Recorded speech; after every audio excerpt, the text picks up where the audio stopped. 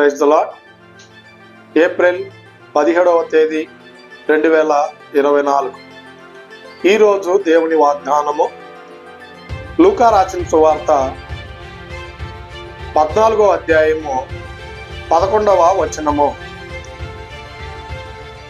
తన్ను తాను హెచ్చించుకొను ప్రతి వాడును తగ్గింపబడును, తన్ను తాను తగ్గించుకొని వాడు హెచ్చింపబడునని చెప్పాను. ఆమేన్. ప్రేమైన దేవుని బిడ్డలారా, గమనించండి. ఈ ఉదయకాల సమయంలో దేవుడు తెలియపరుస్తున్నటువంటి మాట, ఎవరైతే వాళ్ళకి వాళ్ళు హెచ్చింపబడతారో వాళ్ళు తగ్గింపబడతారంట. ఎవరైతే వాళ్ళకై వాళ్ళు తగ్గింపబడతారో వారు హెచ్చింపబడతారని దేవుని లేఖనాలు సెలవిస్తూ ఉన్నాయి. అయితే ప్రేమైనటువంటి దేవుని బిడ్డలారా, గమనించండి. హెచ్చింపబడినటువంటి జీవితాన్ని ఒకరిని సాదృశ్యంగా మనం చూసినట్లయితే ధనవంతుడిని మనం సాదృశ్యంగా చూస్తూ ఉంటాం. ధనవంతుడైతే ఆయన ఉదయం లేచి నుండి మొదలుకొని ఏమి తినాలా, ఏమి త్రాగాలా, ఎలాగ సంతోషించాలా, ఎలాగ సుఖించాలనేటువంటి ఆలోచన కలిగే ఉన్నాడు.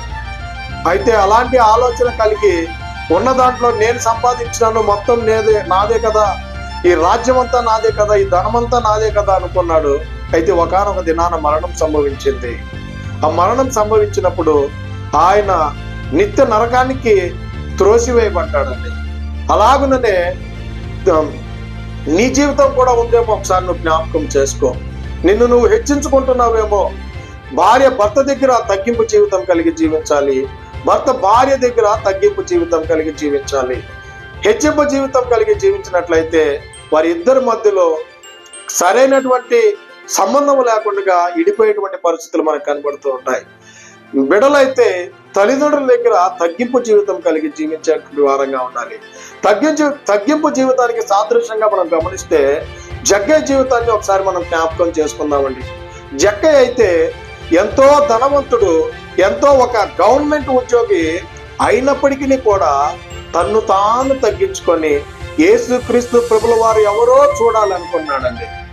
అయితే అనుకున్న వెంటనే ఆయన ఏం చేసినాడంటే ఆయనకున్నటువంటి హోదాన్ని విడిచిపెట్టినాడు, ఆయనకున్నటువంటి ధనాన్ని విడిచిపెట్టినాడు, ఆయనకున్నటువంటి అయ్యో ఈ లోకంలో ఉండేటువంటి వారందరూ కూడా నన్ను చూసి ఏమని అనుకుంటారేమో, నేను ఎంతో ధనవంతుణ్ణి కదా, నేనెంతో ఆస్తిపరుణ్ణి కదా, ఈ లోకంలో ఒక మంచి పేరు ప్రఖ్యాతలు కలిగినటువంటి వ్యక్తిని కదా, ఆ మేడి చెట్టు ఎక్కడము ఎవరన్నా చూస్తే ఏమన్నా అనుకుంటారేమో అని అనుకోలేదండి.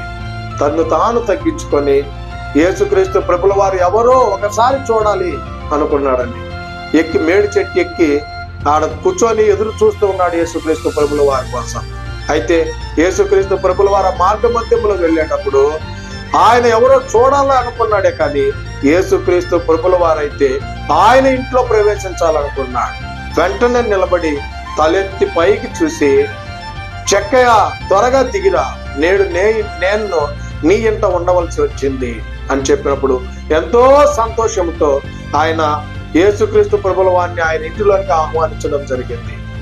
అలాగుననే మన జీవితాలు కూడా అలాగనే ఉండాలని దేవుడు కోరుకుంటూ ఉన్నాడు. ఎంత తగ్గింపు జీవితంలో కలిగి జీవిస్తావో అంత హెచ్చింప చేస్తానని చెప్పి దేవుని లేఖనాలు సెలవిస్తూ ఉన్నాయి. అంత ఉన్నతమైనటువంటి స్థానంలో నేను నిలబెడతానని దేవుని లేఖనాలు సెలవిస్తూ ఉన్నాయి.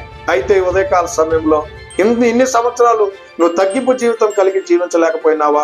ఇదంతా నాదే, ఇదంతా నా కష్టార్జితమే, నేనే కష్టపడి మొత్తం సంపాదించినాను నువ్వు అనుకుంటున్నావా? ఇకనైనా సరే తగ్గింపు జీవితం నువ్వు కలిగి జీవించినట్లయితే నిన్ను అదిగా జగ్గయ్య మాదిరిగా ఆయన నీ ఇంట్లోకి రావడానికి సిద్ధంగా ఉన్నాడు. అంటే నీ హృదయంలోనికి రావడానికి సిద్ధంగా ఉన్నాడు. నువ్వు ఇదిగో ఆ ధనవంతులాగా నువ్వు ఉన్నట్లయితే ఆయన నిన్ను నరకంలోనికి పడవేసేటువంటి వాడిగా ఉన్నాడు. కనుక ఈ రెండు గుంపుల్లో నువ్వు ఏ గుంపులో ఉన్నావో ఒకసారి జ్ఞాపకం చేసుకో. ఏ స్థితిలో ఉన్నావో నువ్వు జ్ఞాపకం చేసుకో. తగ్గింపు జీవితం కలిగి మనం జీవించాలని కోరుకుంటూ ఈ దిన వాగ్దానము మీ జీవితాల్లో నెరవేరును గాక. ఆమేన్. God bless you.